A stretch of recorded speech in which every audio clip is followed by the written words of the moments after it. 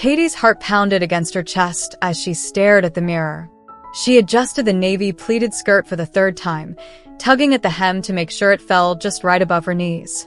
The crisp white blouse felt strange yet familiar against her skin. Her brown wig cascaded in soft waves over her shoulders, perfectly complementing the delicate pink bow she'd tied just below her collar. Her face was meticulously made up, with just enough foundation to smooth her complexion and a touch of mascara to make her green eyes pop. "Do I look girly enough?" she whispered to herself, tilting her head to examine every angle. The question was both a plea and a fear. The last thing Katie wanted was for anyone to suspect that she wasn't exactly who she appeared to be, just another high school girl, blending seamlessly into the crowd. But Katie wasn't a high school girl, not exactly. She was a 25-year-old man named Kyle, at least when she wasn't indulging in her secret identity. For as long as she could remember, Kyle had felt out of place in his own skin. He'd discovered Katie during a lazy weekend in his early 20s, experimenting with makeup and clothes in the privacy of his apartment. It was liberating, exhilarating, and terrifying all at once. Katie felt like the truest version of herself, but Kyle feared what the world would think if they ever discovered her. And now, here she was, taking the boldest step yet. Katie was going back to school. The idea had started as a joke during one of her late-night internet rabbit holes.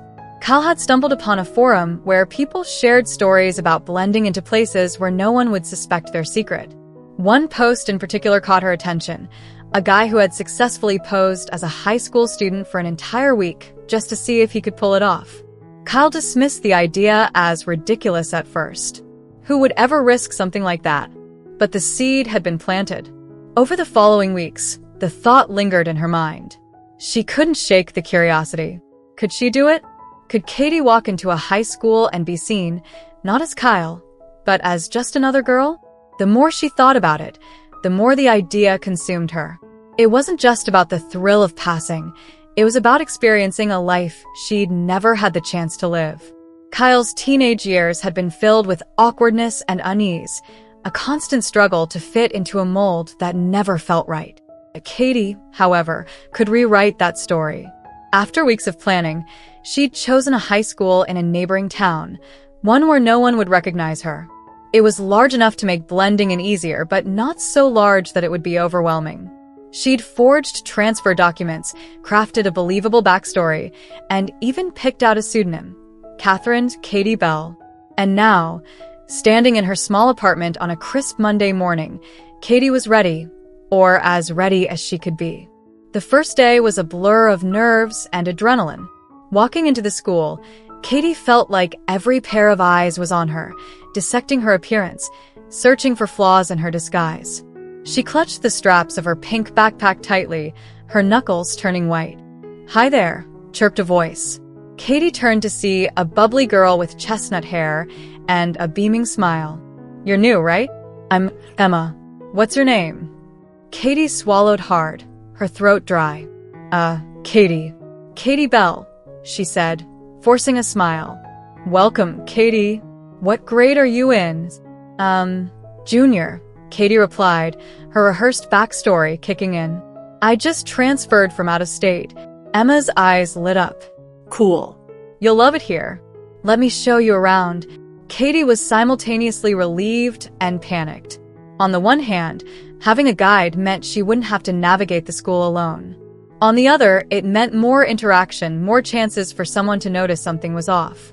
As Emma led her through the bustling hallways, Katie focused on keeping her voice light and feminine, her posture relaxed but poised. She mimicked the way Emma walked, her hips swaying slightly, her movements fluid and natural. It was exhausting, but it worked. By the end of the day, Katie was amazed at how smoothly things had gone. She'd sat through classes, chatted with classmates, and even managed to laugh at a few jokes without giving herself away. No one seemed to suspect a thing.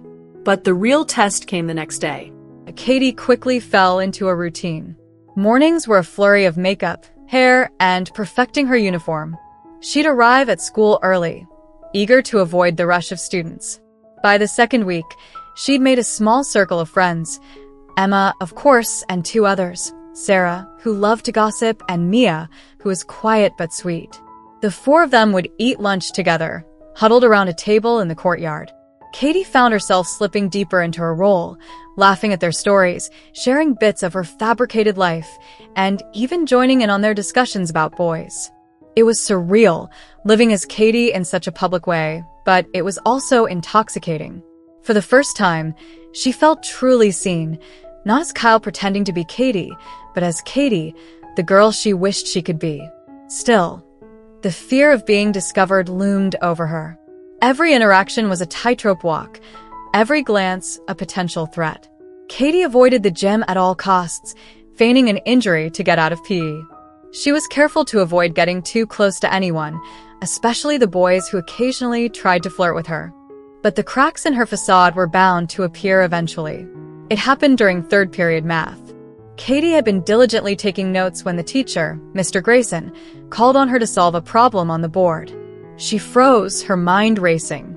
Math had never been her strong suit, and she hadn't anticipated being put on the spot like this. Slowly, she stood and made her way to the front of the room. Her hands trembled as she picked up the marker, her heart pounding in her ears. She could feel the eyes of her classmates boring into her back, and for a brief moment, she was sure they could see right through her. Taking a deep breath, she scrawled an equation on the board, hoping it was close enough to the correct answer. "Not quite," Mr. Grayson said, his tone patient. "Let's go over it together." As he explained the solution, Katie nodded along, trying to mask her embarrassment. She could hear a few whispers behind her, and her stomach churned. When she finally returned to her seat, Emma leaned over and whispered, "Don't worry. Math sucks anyway." Katie managed a small smile, but the incident left her shaken. The days turned into weeks, and Katie grew more confident in her role. She joined the school's art club, where she discovered a passion for painting. She volunteered to help organize the spring dance, working alongside Emma and Mia to plan decorations and music. For the first time in her life, she felt like she belonged. But the longer she stayed, the harder it became to keep her secret. Katie had always known this double life couldn't last forever, but she hadn't anticipated how much she'd come to love it, or how much it would hurt to let it go. One afternoon, while she was packing up her things after art club, Emma approached her with a curious look. "Katie," she said hesitantly, "can I ask you something?" Katie's heart skipped a beat. "Sure," she said, her voice steady. "Are you okay? I mean, you're amazing and all, but sometimes it feels like you're hiding something." Katie's breath caught in her throat.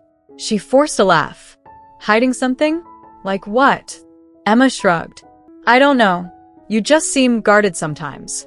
Like you're afraid to let people get too close." Katie's chest tightened. Emma was more perceptive than she'd realized. "I guess I've just had a lot of changes lately," Katie said, carefully choosing her words. "It's hard to let people in when you're still figuring things out yourself." Emma smiled warmly. "That makes sense. Just know that we're here for you, okay? Whatever you're going through, you don't have to go through it alone." Katie felt a lump rise in her throat. She nodded, managing a quiet, "Thanks, Emma." As the weeks went on, Katie knew her time was running out. She couldn't stay in this world forever, no matter how much she wanted to. But as she prepared to say goodbye, she realized something important. Katie wasn't just a disguise or a secret identity. She was a part of who Kyle truly was, a part he could no longer ignore. The experience had taught her more than she ever could have imagined. It wasn't about fooling others or living a fantasy. It was about finding herself, embracing the person she'd always been, and learning to live authentically, whatever that might look like. And as she walked out of the school for the last time, Katie felt a strange sense of peace. This chapter of her life might be over, but her journey was just beginning. Katie's footsteps echoed down the quiet hallways of the school.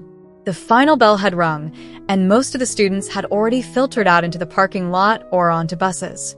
The air was thick with the faint smell of floor cleaner and the distant hum of janitorial equipment.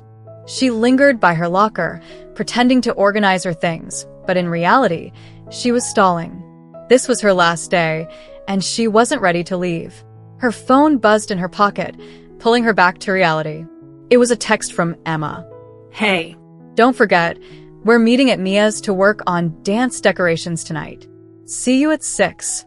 Katie's fingers hovered over the screen. She had planned to slip away quietly, leaving her friends none the wiser. But Emma's cheerful message reminded her of the connections she'd made here. She had never expected to form such deep friendships.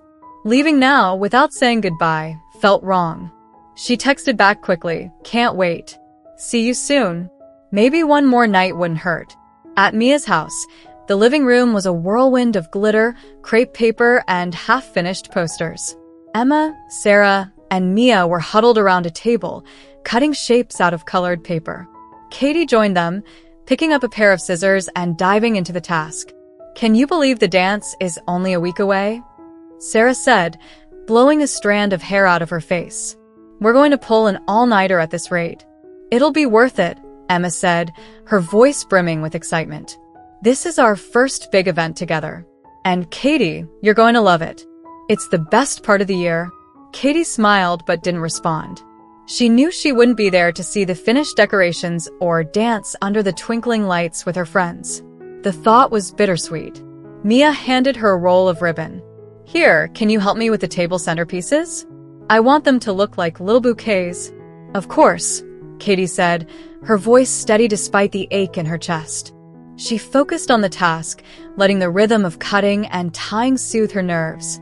As the night wore on, the group's laughter filled the room. They swapped stories about embarrassing moments in class, their favorite songs, and their crushes. Katie chimed in where she could, careful to keep her fabrications consistent.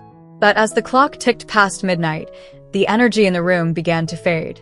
Sarah was the first to leave, yawning as she gathered her things. Mia offered to let Emma and Katie stay over, and they gratefully accepted. In the quiet of Mia's guest room, Katie sat cross-legged on the bed, scrolling through her phone. Emma was brushing her teeth in the bathroom, humming softly. When Emma returned, she flopped onto the bed next to Katie, her hair tied up in a messy bun. "Tonight was fun," she said, her voice sleepy. "I'm really glad you're here, Katie. It feels like we've known you forever." Katie felt a pang of guilt. She wanted to tell Emma the truth, but the words stuck in her throat. Instead, she forced a smile. "I feel the same way. You've been so welcoming." Emma yawned, pulling the blanket up to her chin. "You're one of us now. Don't forget that." Katie swallowed hard, blinking back tears.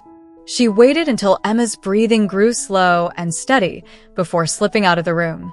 The next morning, Katie woke to the smell of pancakes and the sound of laughter drifting from the kitchen. Mia's mom had made breakfast, and the girls gathered around the table, piling their plates high with syrupy goodness. Katie tried to soak in every moment, the warmth of the sunlight streaming through the window, the sound of Emma's laugh, the easy camaraderie she'd found with these girls. But as the meal wound down, she knew it was time to make her exit. "I have to run some errands," she said, standing and grabbing her bag. "Thanks for letting me crash here. You're leaving already?" Emma looked disappointed. "I thought we could hang out today." Katie hesitated. She wanted nothing more than to stay, but the longer she lingered, the harder it would be to leave. "Rain check," she said, forcing a smile. "I promise we'll hang out soon." Emma nodded, though her expression was tinged with sadness. "Okay, don't be a stranger." Katie spent the rest of the day wandering aimlessly around town. She ended up at a park, sitting on a bench and watching families play on the swings and couples stroll hand in hand. The weight of her impending departure pressed heavily on her. Her phone buzzed again. It was Emma. "Hey, just wanted to say I'm really glad we met. You're one of my best friends already. 2 hearts." Katie stared at the message, her chest tightening. She wanted to respond, to tell Emma how much her friendship meant, but she couldn't find the words. Instead, she tucked her phone away and wiped at the tears threatening to spill over. That evening, Katie returned to her apartment and began packing away her schoolgirl wardrobe. The pleated skirts, the blouses, the wig, all of it felt like pieces of herself she was forced to hide again. She folded each item carefully, as if preserving a fragile part of her soul. But as she placed the last of her things into a box, she realized something. Katie wasn't going away. She couldn't. This experience had shown her a glimpse of the life she wanted, and she wasn't ready to let go of that. She might not be able to stay at the school or continue this charade, but that didn't mean Katie had to disappear.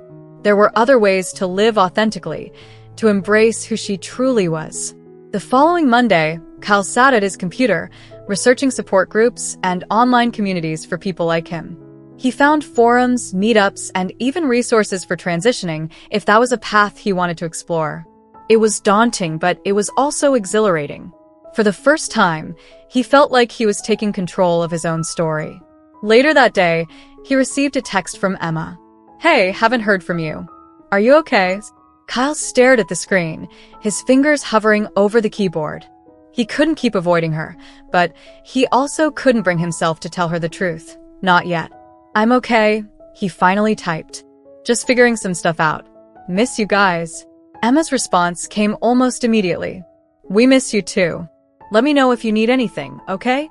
Kyle smiled, a small but genuine smile. He didn't know what the future held, but for the first time, he felt hopeful.